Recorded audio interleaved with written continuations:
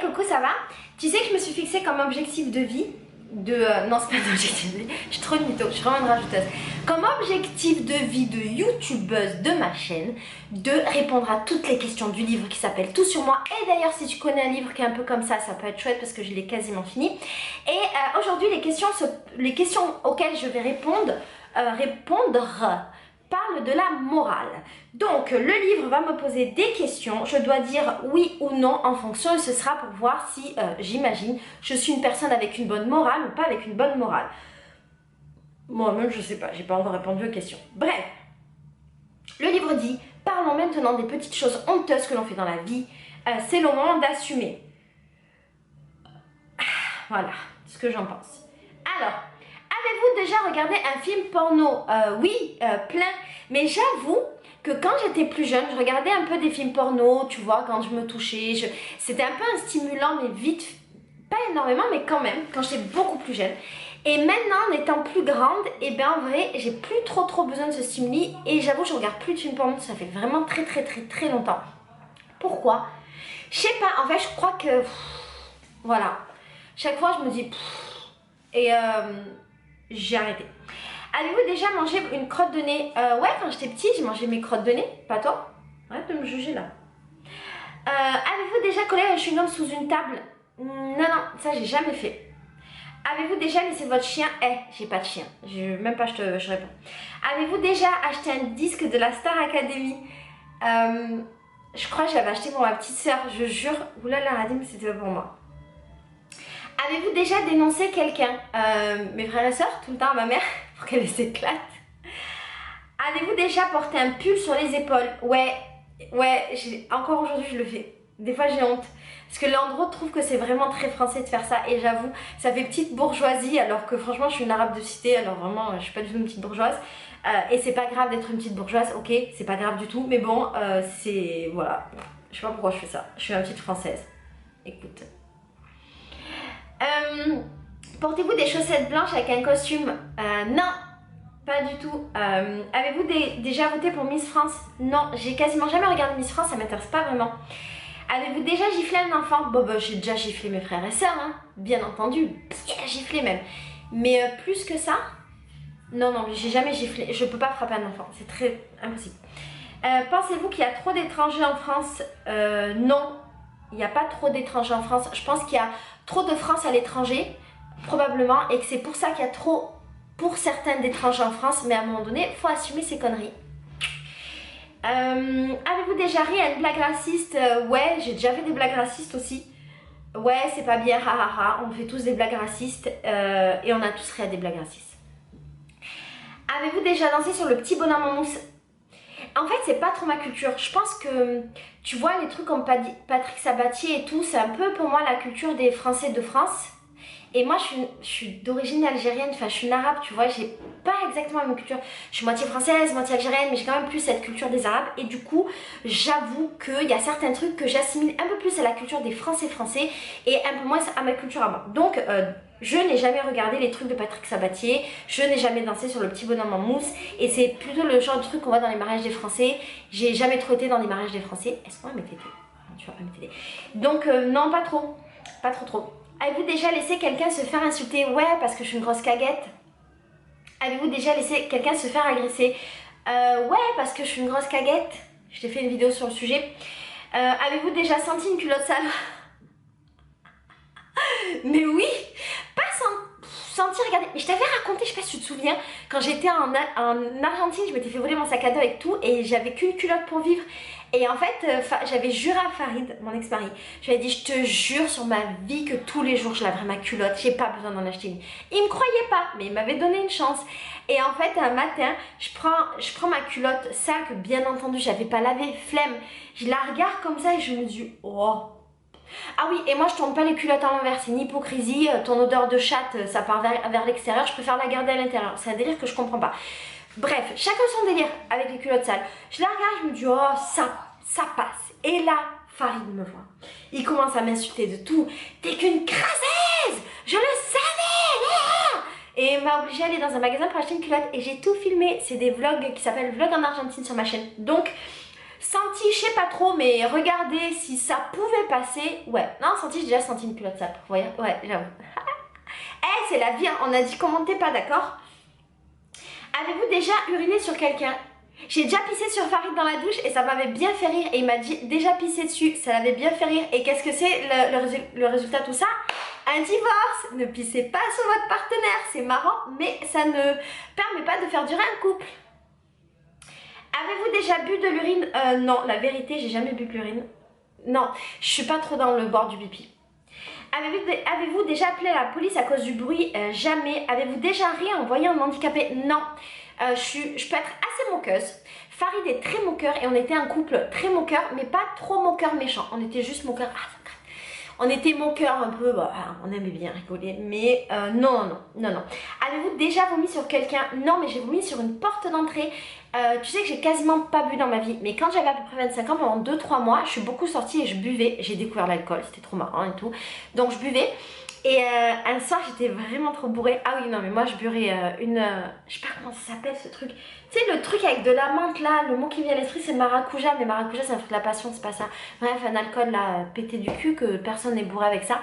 Moi j'en buvais un petit verre, j'étais bourrée, vu que j'avais jamais bu d'alcool. Et j'ai vomi sur la porte en essayant d'ouvrir. Je suis rentrée chez moi dormir et après mes voisins sont venus toquer à ma porte pour me dire qu'il fallait quand même le matin, qu'il fallait à un moment donné nettoyer ma porte. Normal, ils avaient raison. Donc je suis descendue nettoyer ma porte.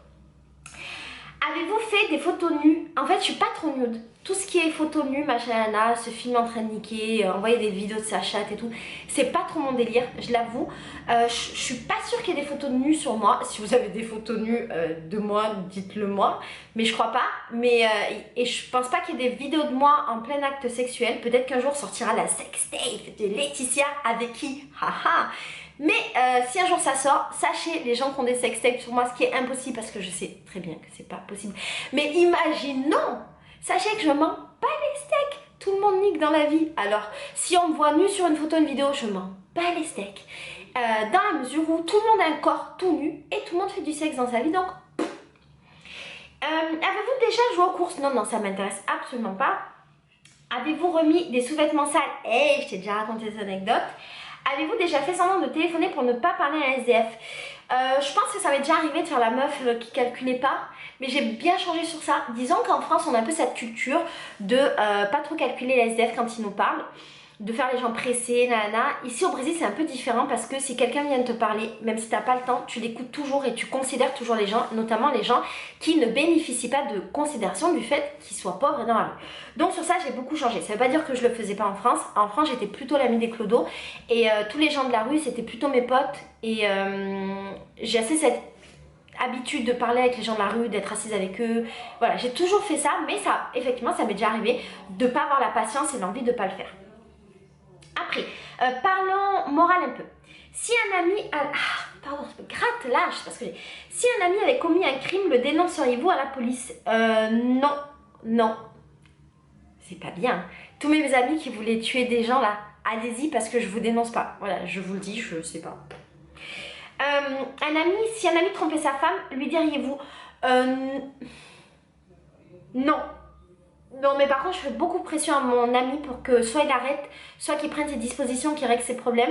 Et si la femme était mon amie, je aussi, si les deux étaient mes amis, par question de sororité, je pense que je menacerais mon pote d'aller dire à sa meuf qui est ma femme. Non. Non, parce qu'en fait, sa meuf, c'est sa femme à lui, mais c'est ma pote, t'as compris. Bref.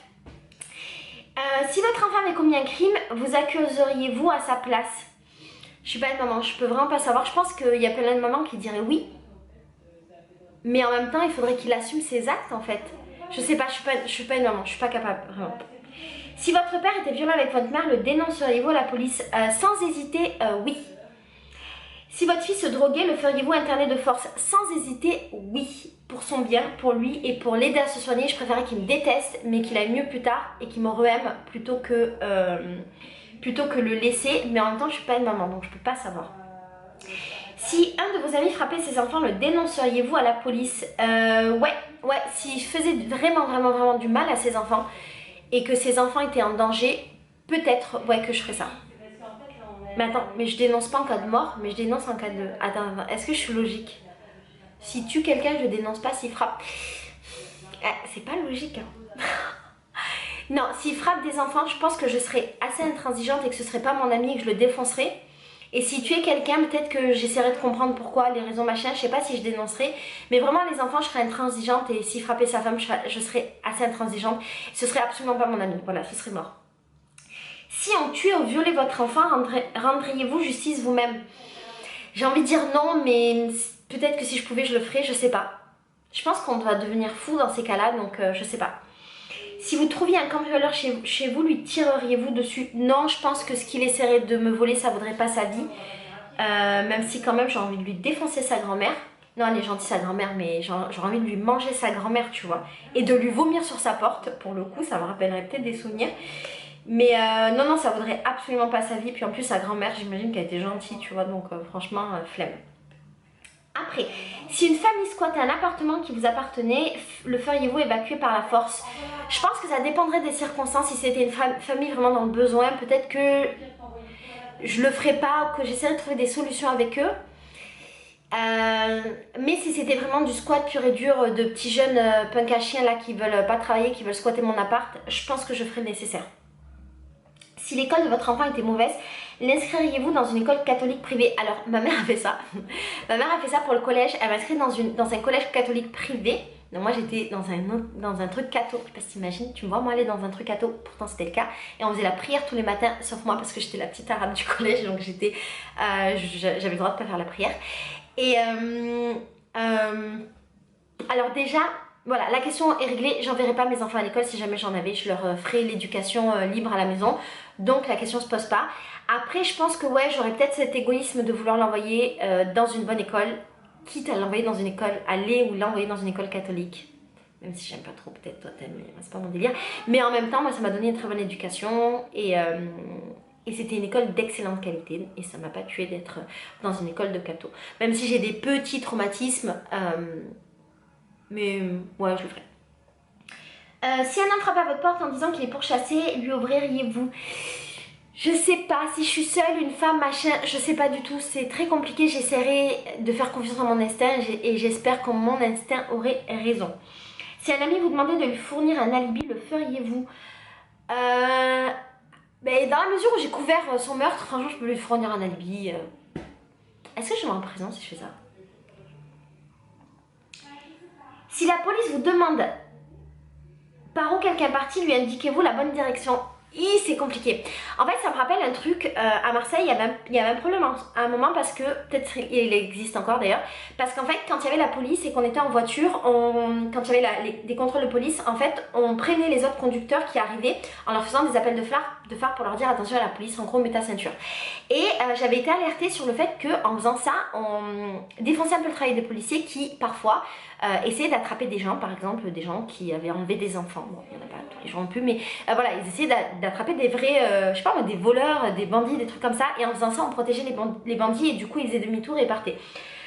Du coup, je pense que c'est assez facile de dire qu'on n'aime pas la police, machin, machin, mais en vérité, ils font quand même un travail important.